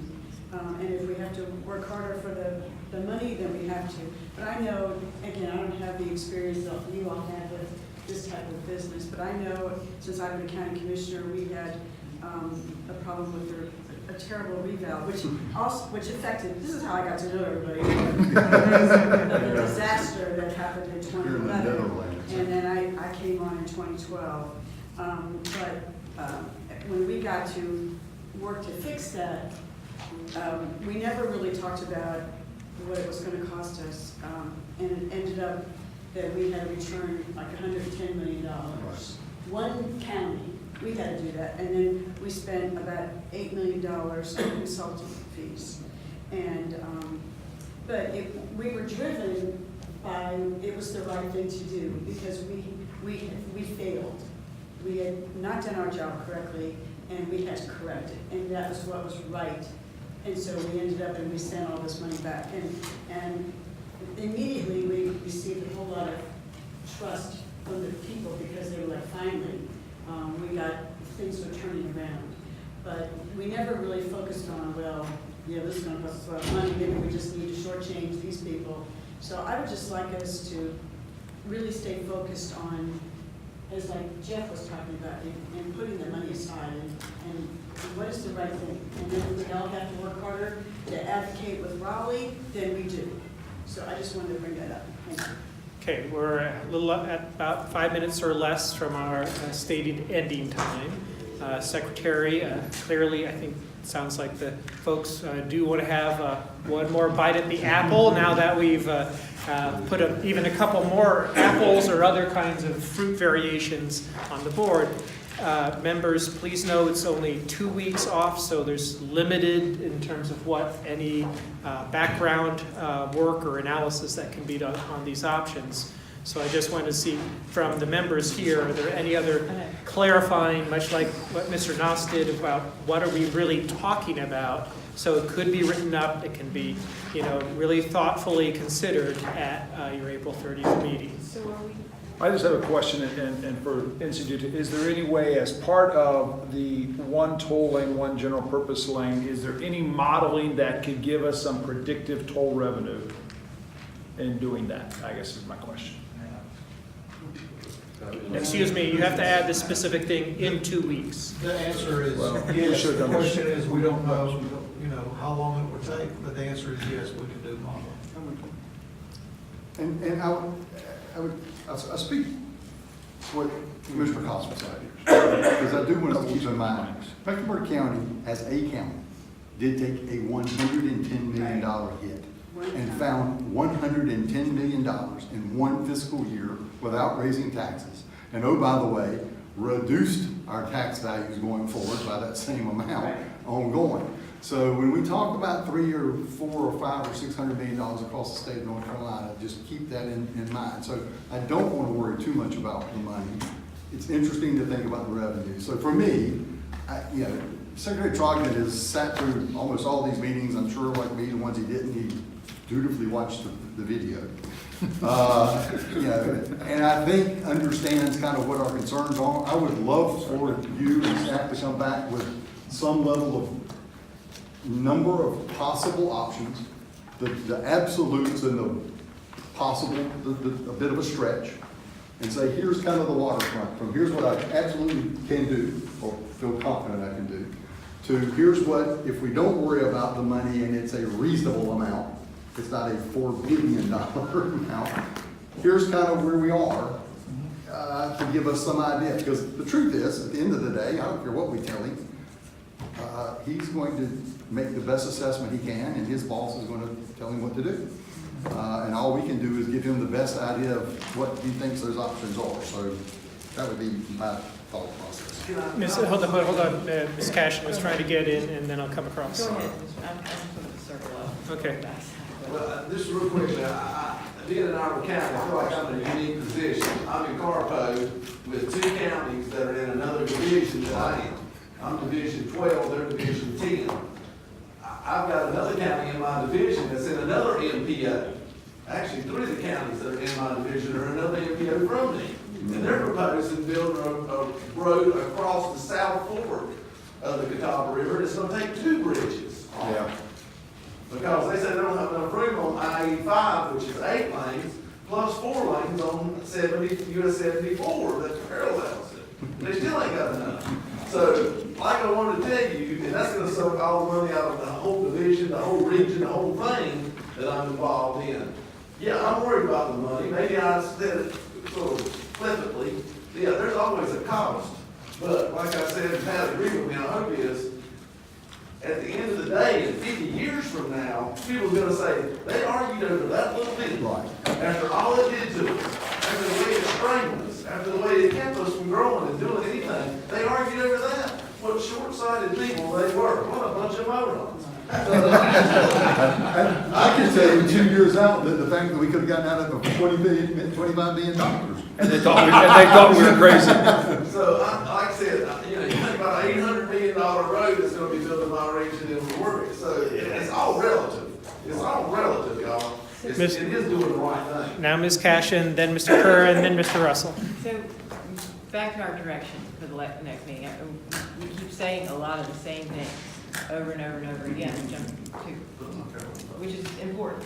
But I'm assuming our expectation is at the next meeting that we have a comprehensive list. Mrs. Cossum has asked for what you really realistically think are the stretch, what we can and can't do. But at some point, you need to almost poll this group to find, right, we need to have a list and say, this is what we want, these are the top 3, and go forward and allow them to manage the process. Just one quick clarification. The input to the secretary is by y'all as individuals. There isn't a necessity for you to agree on every point. So we haven't been aiming for consensus. If you get to it, that's up to you, but just wanted to clarify that. Just 2 things, Mr. Secretary, you and the team, within 2 weeks, if you could provide us some thought about whether it's within STI, P6, how would you evaluate, and we talked about this a few meetings ago, how would you evaluate, how would you affect the buyout of a P3? Yes, this one, but in general, how are we going to embrace that within STI? Because that might prove beneficial for us to hear. Okay, what is it going to require? Legislative remedy can be done within STI. And then secondly, to your point about a group, it could be the next meeting, just something to think about is that you give everybody a few minutes to just say, this is what this is where I've come down, rather than continuing to try and. This is my recommendation. Okay, so that's, I'll take you, Mr. Russell, and then especially for how you think the last meeting will be most productive, Mr. Curran offers give everybody a chance to, briefly, to really summarize it down to what the advice is to the secretary. Mr. Russell? I like that. From a funding source, when the DOT takes over this contract, can toll revenues be put against the buyout? Can we repay the legislation? Can we senior debt assumption, have that analogy figured into it too? Those are 2 good questions. The first is, you can use total revenue. Generally, it has to go back to repaying bonds and outstanding debt. But once that is paid, you can use it operating the facility, but the debt comes off first, then operating the facility, maintaining all that, which will be, so your question is, could it be a loan from the General Assembly? That would still be debt. So the answer is all debt. Some of it is higher priority, we have to pay off earlier than others. but we have to pay off the debt first. Yours was? Senior debt assumption. That's an Assumption. Yeah. Told money could go to that, though, because that's Yes. debt. That's Yes. a priority. Can we get this It has to. Yeah, so that continues to slow. Yeah, that's not even optional. That has to be done. If there's senior debt, it has to go there first. On the assumption process too, how would that figure in with STI? The way STI works is, it's looking at the funds, it scores a project based on its cost to the TIP. So the total revenue makes it score higher because that's not coming out of the TIP. Since you do have one more meeting, I'm sorry, please go ahead. Question. You know, why, if we were to buy this contract out, whether it's year 1 or year 10, why would it have to go back to the SGI process? The source of funds to do the buyout. So if Raleigh passes some legislation and whatever. And I gave the example of appropriation is separate from that process, it's outside. Grants, federal grants are separate from that process, so that's one of the things we do internally. Anything that we believe would be competitive in the federal grant process, we'd submit that, because that would be, yes, to minimize. So quickly on what you liked or would like to change, there's a specific idea of at least how one part of your April 30th meeting would look like. Anything you liked from this meeting to carry forward or something to change? Should we not do RJ through our options that we just discussed, the pros and cons of that? And then I guess the summary and then discuss. Okay, pros, cons of today's options would be another piece. And indeed, we had ready the combined of the before, so we'll be able to put that. But you'll have to work through that on the other ones. Other things as you look for the next meeting, what's going to be most productive for folks? Side-by-side option review. I'm sorry? Side-by-side option review. Mhm. Didn't quite get there. But you're talking the boiled list, right? Right. Because some of these we've said, Right. I think this is, we come back with what DOT says are the most likely reasonable, and then. well, and then net of what we said, we're discounting. Right. So the boiled list. Yeah. And again, while it's quiet, Jeff Ely and I have an event Wednesday night at 6 p.m. Charles Mack, Mooresville.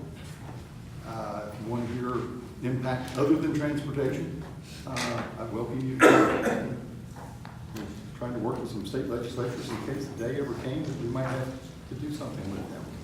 Okay, appreciate people staying a little bit over, but otherwise, my understanding is 2 weeks from today, same time period, 1 to 3, we'll let you know the location. We'll let Secretary. Even before you come to the meeting, we are on a tight budget. Secretary. That's true, yeah, on Wednesday night, that's right, there might be some water. First, I wanted to say thanks to Huntersville for hosting us today. So it looks like for our next meeting, I would anticipate we'll come back with the options we already have, be prepared to look at those side by side and see if we can get the equivalent, bring some of those, if we understand first, we'll give our understanding of what these other options that we've looked at, how they would fit in, and put as much of the information as we can on there on timelines and estimated cost if we have it, and we'll discuss all those next meeting. Then what I'd like to do is be able to take all of that, go back, start putting more data on there so we can get things ready for scoring, and then be ready to come back sometime in the July timeframe, say here's where we think everything is and here's where we think we're going. Does that sound like a reasonable? This is not like, the next meeting is not necessarily a final meeting, right? There could be. No. Yeah. We anticipate that we'll need to do follow-ups all through the process. Great. Yeah. That's great. Thank you. I just try to be respectful of everyone's time, and when we come back, make sure we have information for you to consider. Thank you. Thank you all.